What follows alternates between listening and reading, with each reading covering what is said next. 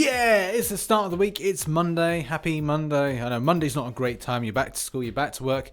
You're back from wherever you were over the weekend because this is sad. Everyone's got the Monday blues, but your Marvel Contest of Champions news, that rhymes, is here for you to give you the kind of lowdown of stuff within the community, within the game, and stuff that's upcoming.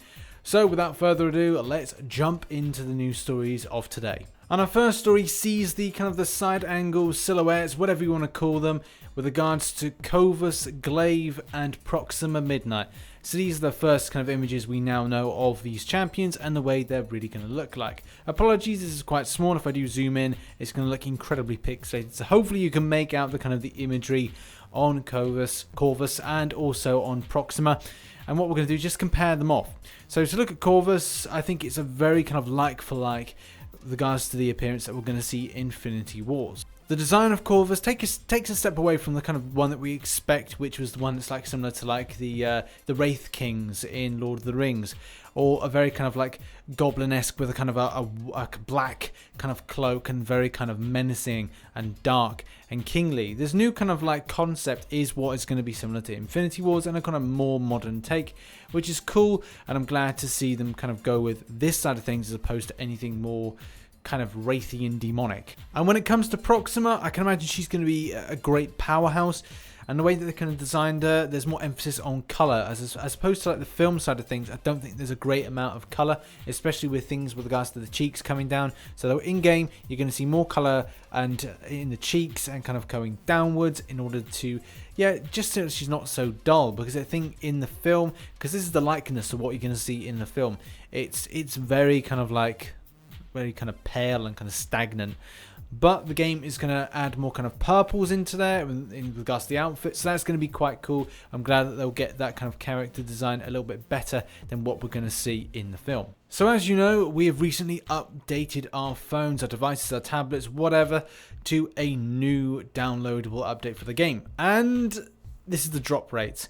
I think a lot of us were pretty much expecting what we saw. For a lot of people, they're not very impressive, and this is the big side of like disappointment with kind of divulging that information. The percentages are pretty darn dire. There were also a few shockers with regards to the drop rates, in particular the Uncollected Arena Crystals, which has a 0.02% chance. So every time you spin a crystal, you get a 0.02 chance to pull a 5-star hero, which is rubbish. It's absolutely rubbish. But again, we knew we were going to expect this. There was an issue which we've highlighted here in this forum post that kind of stipulates the Uncollected daily. There is no set with regards to like your chances to pull a 4-star from there, which for me is a little bit annoying because since these have come out, I've never been able to pull a 4-star. I know I'm not alone, so I'm not kind of like whinging and bitching about that. I'm just kind of like stating the fact that yes, it would be nice to pull a 4-star now and again. The same thing with regards to Prems. I think I'm saving up 100 Prems and kind of giving that a go. And, you know, with regards to Prem side of things, that again is disappointing. The Hero Crystal side of things is that we've got a drop rate of 2%. Now, a lot of people have said since they had this update, and actually running up to this update, their luck with it has improved. So that means I'm due a hell of a lot of 4-stars when I do my 100 crystal opening, which hopefully will be at the end of the week. And it may even be with my girlfriend. I don't know. That's going to be, you'll find out then. Also, another area that I really wish they would have kind of like had a look at, and that is on map 5 and like map crystals in general. And then maybe people saying like, hey, well, that's all about, we're talking about purchasable crystals, and maybe ones that are purchased by unit. Yeah, but they did cover this with regards to like shards and shard purchases, and as well like looking at the featured hero crystal side of things. And obviously it's a 100% chance to get a 5-star. But with regards to actually getting a champion that's featured, or maybe it should be split between featured, sub-featured, and basic with regards to that, because there's 3 that match that category, and I may be being a little bit precious, but I just think that added level of kind of clarity would be really cool from the developers, but I know that will never happen. Moving on to the Grandmaster side of things, again, like no surprises there. We didn't think that we would see anything exciting, and even though, and we've got up at the moment on the screen, the 85% chance to get a 4-star out of a Grandmaster Crystal when you're going for the say the lower one. When it comes to the 5-star version, it's 0.81% to get a 5-star like main featured champion within the Grandmaster Crystal, and then there's a 3.9% to get a 4-star version of that one. So obviously that's your 100 and that's your 300 units that are just going against that. My God, this is just that's crazy, man. And then from that, there's a 2% chance to get a 5-star hero. A 4-star hero is at 15%, and then a 3-star is 83%. So again, I don't think a lot of the community were overly surprised. Some people have said like, oh yeah, I'm not buying any more into these, and that's fine. I will probably potentially buy on if Corvus Glaive and Proxima Midnight. If either one of them are good, I will. I'm pretty certain I'm going to try for Sabretooth from Grandmaster Crystals and take it from there. Either way, that's probably the only spending so far, unless a good deal comes up, but we never really get any good deals. So hopefully this is going to be something soon, but at the moment, drop rates, again, we weren't surprised, but it is a case it's like, wow, I didn't realize it was like that. Next up is arena results. Not any big surprises here. We got Storm that went for 20 mil. And again, not really surprising that champion would go for that. We are seeing some ridiculous scores, but that is going to be the nature of the beast. With regards to like Doc Ock, went for 2 mil, just over 2 mil. And is that going to be something we're going to see midweek? I think it will go a little bit more than that. I think people will kind of look at that and go, 2 mil, my God. I'll put something in for that. And then also we got the Storm and a 4-star version go for 5.2 mil.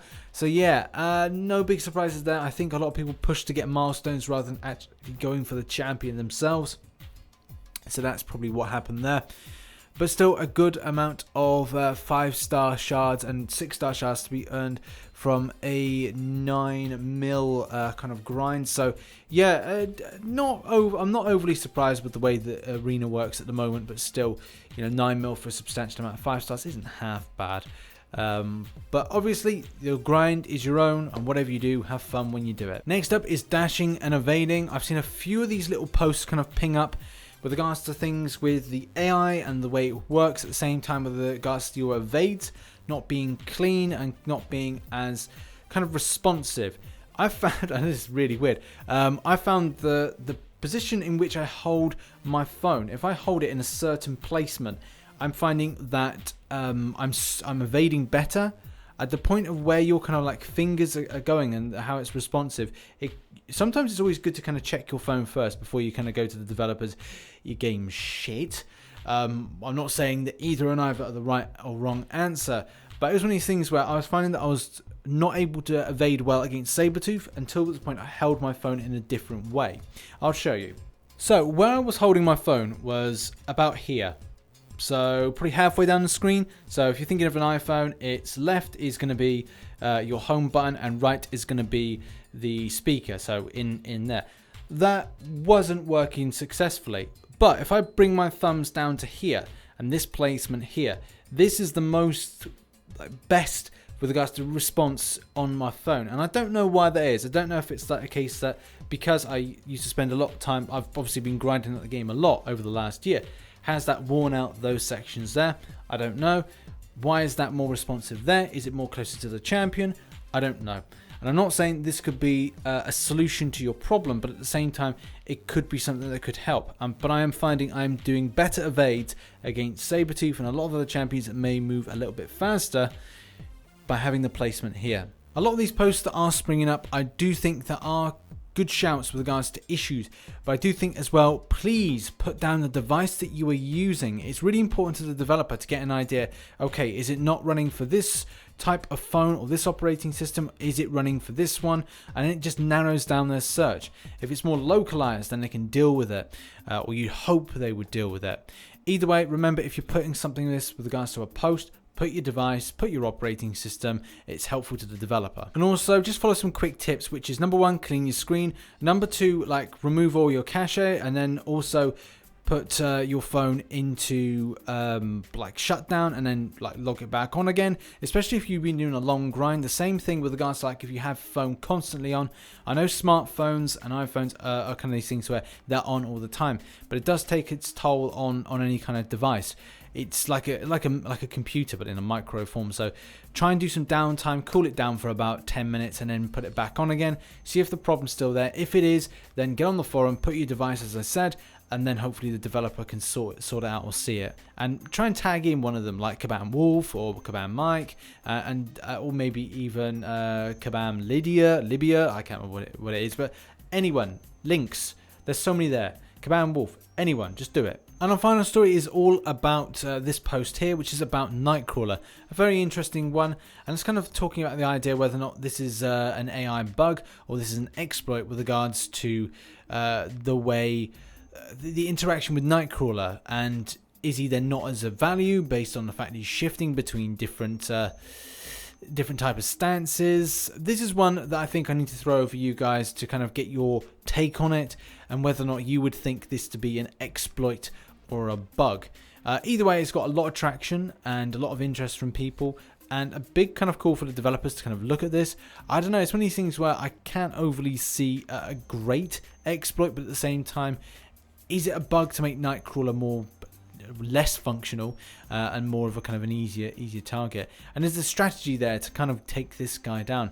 I don't know. I'm going to throw it over to you guys to take a look and have your say. So that's it. That has been your Marvel Contest of Champions news for Monday, and hopefully you have a great week. I know that I've got to get a lot of videos made. There's going to be some stuff that's not going to be, it's going to be a little bit filler and no killer, but that's because I've got a lot of things on. There's a lot of things scheduled in my life to kind of get done, and I've got to finish writing the skit for March. I'm planning to do one skit a month for the channel, so hopefully I can get this out. I've came up with a new idea with regards to an interview or kind of like a work experience at Kabam for the day, and some funny things with regards to like pulling a wire out and things, but I don't want to spoil it. It's one of these things when you put them out, hopefully people enjoy them, and also going to start finishing off writing down ideas for Contest of Memes 3, which I want to get released out for the release of Infinity Wars next month. Either way, have a great week. Hopefully I can do another MCC news by Wednesday. And yeah, have a good one, and I shall catch you on the flip side. Bye-bye for now.